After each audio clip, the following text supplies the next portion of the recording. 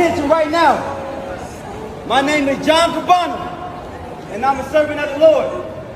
And he sent me here to tell you to repent and to turn from sin. A lot of y'all lost faith, lost hope, but he needs y'all to come back. God is alive, his spirit is amongst us, and he is moving. Return back to him. He came to me in my jail cell. I was once lost, but now I'm found. I was once dead, but he brought me back to life. Turn back to God. He is alive. He is faithful to us. His word. He said the word will pass before his word does. God is good. How many of y'all is going to stand for God? Satan is trying. Look at what Satan is doing to the world. Look at what he's doing.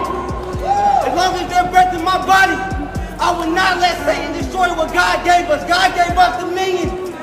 He gave us a spirit of power, love, and a sound mind. Who is going to be strong for God?